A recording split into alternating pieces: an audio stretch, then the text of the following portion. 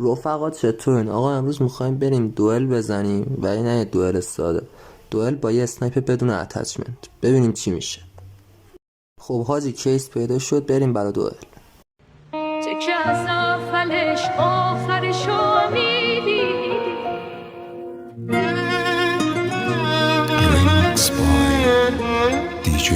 چه از اولش آخرشو میدیدی. بگو تو واسه این گناه و با چی میدی.